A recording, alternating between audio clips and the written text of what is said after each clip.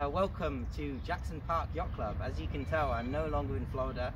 I flew back 2 days ago and I'm now at the yacht club. I spent all day and every day right now really sorting out the club, trying to get things ready for when you wonderful children come down to the club and start sailing with us in 2 weeks time. We're really excited to have you guys come down and we're really pleased to be able to run a program this year. As you can tell, I'm wearing my face mask because that's going to be part of the policy this year. And we're going to talk in more detail about what those policies will be. It keeps on falling off my face, so I'm going to lift it up a bit. But yeah, we're going to be wearing face masks this year in and around the yacht club. So today we are going to talk about crew overboard procedures. This is a pretty advanced lesson, so I'm going to assume for the sake of this lesson that you know your points of sail, you understand the difference between tacking and jibing, you've done or you're at least slightly familiar with the concept of heaving to, and that you have some like basic boat handling skills. You've been out on the water before and you understand how a boat handles. We've got a slightly more beginner lesson that you can check out if this lesson isn't quite for you. I'm also going to be directing this lesson towards some of the adult sailors, so keelboat sailors or people who were in the 420 adult class last year. This is going to be a really good video for you as a little recap on crew overboard procedures. So why is it important to know this stuff? Well, obviously, you know, as sailors we have to be as self-reliant as possible. In any situation that arises, we as sailors are the first responders, okay? In other words, before the actual first responders, the professionals get there, and we are the first people on our boats have to figure out how we're going to help each other out. So if somebody falls overboard, we need to know what we have to do to help them. Secondly, I think it's really important because learning these skills now under sail means that we're not relying on our engines all the time. You know, if you can turn your engine on, you've got a nice big keelboat with a reliable engine, then that's great. But in really heavy seas, there's likely going to be some sort of domino effect, so you might not have your engine at your disposal. So it's important that we understand how to handle our boats under sail in order to do proper crew overboard. By getting out and practicing these techniques, we're also really like honing in on our boat handling. So it's going to be a set of skills that will apply to racing and apply to cruising, because you're really going to have to learn how to handle the boat and get the boat to do what you need to do and land straight on that mark to get that person out of the water. The main way that you kind of want to practice these techniques is to get like a life jacket and something weighted like a small mushroom anchor, tie them together and chuck that in the water, and that can be your bob, as we call it in the junior sailing program, that you can practice these techniques with. So as I say, whether you're a dinghy sailor, a kid who's a 420 sailor in the program, or maybe you're a keelboat sailor, I really encourage you to get out with your crew members and practice these techniques that we're going to talk about. So, first off, all crew overboard procedures have these three things in common. You're going to shout, and you're going to shout crew overboard, or traditionally it was man overboard, but these days we say crew overboard, to let everybody know in the vicinity, on your boat, or anybody nearby, let them know that somebody's just gone in the water, okay? The second thing you're going to do is you're going to start throwing your throwables, okay? So any of those nice cushions that you have on yachts, or any, if you have like an extra life jacket that no one's wearing, or if you even just like a bottle of water, whatever you have that will float, chuck it in the water, okay? You do that for two main reasons. One is, of course, because that way, if somebody doesn't have their life jacket on, or if they are having trouble staying afloat, they've got something to grab hold of. The other really important reason to do that is that by just littering the sea, that's the one circumstance when you should feel free to litter the sea, you're creating a visual target that will mean that it's much easier for you as the first responder, and then the actual first responders, that's to say like search and rescue teams, to come to that area and look for that person in the water. So whatever you have on the boat at the time, you want to chuck it all in the water in one go. The third thing that's really important is that you're going to assign a spotter. So unless you were just double-handing and then you find yourself single-handed because the one other person you're with is just fallen in the water, if there's another person on that boat, it's really, really important that you assign to them the role of the spotter. The spotter is just going to point to the person in the water, and they're not going to take their eyes off them, okay? They're just going to point and point and point and point and point, and keep their hand like that, point and point, okay? Just to keep that person, keep honed in on that person in the water.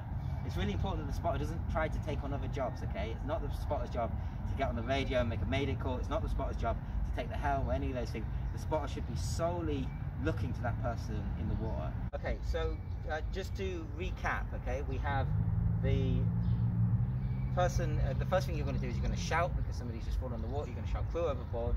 Second thing you're going to do is throw stuff at that person in the water, and then you're going to assign a spotter. And the spotter is just going to point at that person who's in the water. So let's talk about 3 methods that we can use under sail to assist somebody in the water, to get them back safely onto the boat. The first method I'm going to talk to you about is the heave to method, okay? So, just as a quick recap, heaving to is a way of backing the jib to bring the boat to a complete stop, and to ideally even get the boat to drift slightly backwards, slightly back on itself, okay? There's 2 main ways you can heave to. One way is just by literally backing the jib. So if you imagine this boat is sailing upwind, it's on a nice close haul, it backs the jib really suddenly, pulls the jib in nice and tight. That causes the wind to want to force the boat downwind, but you're using the tiller to push the boat push the boat up into the wind. You have this kind of counteract of forces, the boat wanting to go this way and the boat wanting to go this way because of the tiller. So this counteract of forces brings the boat to a stop. And that's kind of the main method of doing a heave to. The other method would just be to keep the boat, keep the jib on the same side, but instead just turn the boat. So if you imagine this boat was on a starboard tack going upwind this way, it puts in a quick tack, leaves the jib where it is, so backs the jib, which is not what you want to do in a race, obviously. It's like doing a really bad tack. Backs the jib, and that's going to allow the boat to come to a stop and drift slightly downwind. So that's the method for how we actually do a heave to. So in these circumstances, okay, I want you to imagine that this boat is on a nice close haul, port tack, it's sailing upwind, when suddenly about here we get a crew overboard situation. So somebody has just fallen in the water here, okay? This boat pulls its jib in nice and tight, it eases the main slightly, not completely, but slightly, and this boat drifts downwind, okay? This person here is able then to swim over to the boat and climb out themselves, okay? In this circumstance, the boat's drifted down and this person can just swim over this way and climb out the side, or be assisted and pulled out the side. There's a few potential pros and there's a few potential cons with this method. So one of the pros is that we don't have to jibe the boat, okay? So unlike the other method that I'm going to talk about, we don't have to jibe the boat, which is always a pro, because jibing is a less controlled maneuver to have to do. You know, you could potentially hit a crew member, or you could potentially you know, put the boat under some strain, the rigging under some strain. So in really heavy seas, we want to avoid jibing. So there's no jibe. That's one of the pros. The other pro is that if you're good at heaving to, you know how to do it correctly, you're going to stop the boat very quickly. Okay, it's going to be a very quick way. Back the jib, ease the main, and just bring the boat immediately to a stop. Okay. One of the cons is that if this person in the water is completely knocked out unconscious, it's not necessarily the best method to use. The reason is that this boat will either stop, or if you can kind of get it right, you might be able to get the boat after you've heaved to drift backwards. But if this person is completely unconscious in the water, it's not an ideal situation. You're not going to find yourself in an easy position just to scoop them up necessarily, okay? So that's kind of one of the cons potentially. The other con, of course, is that the boat could drift sideways. It could drift this way, or it could just drift this way. Again, unless you're really good at heaving to and holding in one place and then slowly backing down, the boat might drift over this way, or it might drift over this way. Okay, so it's not necessarily going to be an exact method. The other problem, probably the biggest problem, is that the person in the water is going to be lured of the boat itself. So in any crew overboard situation, ideally we want the person in the water to be windward of the boat. In other words, that's going to mean that they're going to be upwind of them. So the person in the water is going to be blown towards the boat, rather than the boat being blown towards the person in the water. For obvious reasons, right? It's better for a person to come towards the boat so you can control, get them out, rather than have a boat drift onto a person who's in the water, particularly if that person is hurt or unconscious. So that's kind of some of the pros and cons of that method. We're now going to talk about the quick turn jibe method. So in this circumstance, you imagine the boat is sailing along on a nice beam reach, when little Jimmy or little Jane falls in the water here, okay? This boat is going to put in a very quick tack, okay? In other words, it's going to, we're going to pull the tiller, assuming we're a tiller-driven boat, we're going to pull the tiller away from the sail, which is going to cause the stern of the boat to go through the wind, the boom's going to come over, and we're going to sail this way also on a beam reach, but now on a starboard tack beam reach. We're going to sail this way, and then we're going to ease our sails. You see our sails are luffing here. We're going to ease our sails down, slow the boat down, bring the boat to a nice controlled stop, and pull that person out of the water. So the person is going to be about here, and we're just going to be able to reach over, ideally, and pull them out of the water. So let's talk about the pros of this method. One of the pros is that it's a very quick and instinctual method, okay? This, I think, naturally is going to be what a lot of people do, you know? If there's somebody in the water, particularly if it's somebody you really care about, or a young person, you're going to very quickly just go through this method and do it naturally. You're not really going to be too worried about jibing. You're just going to put in a quick turn, and so it's very instinctual. It's also obviously very quick, and the other advantage is that, unlike with this heave-to method, the person in the water is windward of the boat. The boat is leeward of the person in the water, in other words. The con is pretty obvious, which is that there's a jibe involved. So if you're going to do this method, you're going to have to really know how to jibe properly and know how to jibe in a controlled way, okay? So you want to communicate with your crew, and this lesson isn't about jibing, so I'm not going to go too much into how to do a really controlled jibe.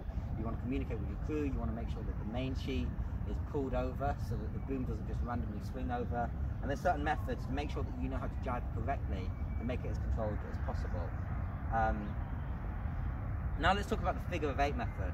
The figure of 8 method is like the favourite Royal Yachting Association method. So when I grew up sailing in England, this was the method we learned from a very young age, was the figure of 8 method. There are a lot of advantages, but as with all these methods, there's also some disadvantages. So in this circumstance, we're going to imagine, remember the wind is coming down this way, we're going to imagine that this boat is sailing upwind with a nice port tack goes forward. Suddenly, little Jimmy or Jane falls in the water here, okay? The boat is then going to bear off slightly. In other words, it's going to come to like a beam reach point of sail here, okay? It's then going to head up into the wind, okay? And it's going to tack around here. It's going to do a nice tack, okay? And it's going to come down, and it's going to start coming downwind, okay? And the idea is that it's going to come pretty much straight downwind, but without jibing. So it's going to be on enough of a kind of broad reach, rather than a dead run, so that it doesn't have to jibe, okay? So it's coming downwind here, and it's gone from this nice tack, and now it's on a starboard tack, and it's sailing downwind to here, and it comes back and round to leeward of the person in the water.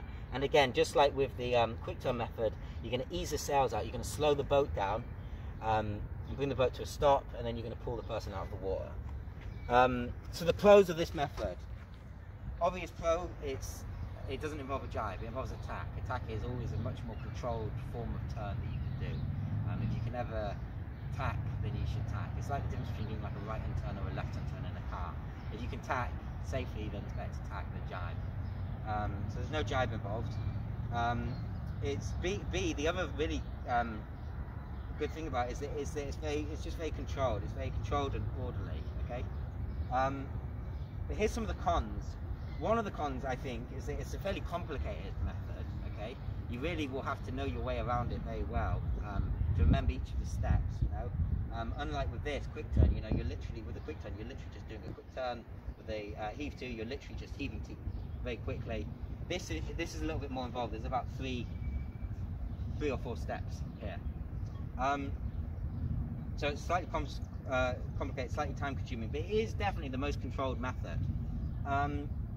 What I'd like to do for our lesson is I'd like to talk to you guys about this again. I'm going to kind of run through it again. If you guys have any questions for me, you can pose those questions, and then we'll talk about some of the pros and the cons of each method, okay? And you can kind of discuss in which circumstances you would like to try each of these methods. There's no right or wrong answer here, you know. It's dependent on the sea state, it's dependent on the point of sail that you happen to be on at the time, and it's also dependent on what you as a sailor feel comfortable with. My absolute #1 advice to you guys is to get out on the water, whether you're a Beneteau, 40-foot Beneteau owner, or whether you're a 13-year-old 420 race team sailor. Get out on the water and practice this stuff. Practice, so that on the day if this happens in those stressful circumstances, you understand the methods that are available to you and you're able to employ them to good use. So thank you, be safe on the water, be safe, I hope, from COVID-19, and I'm really looking forward to seeing all you guys at summer camp on July the 6th. Thank you, bye.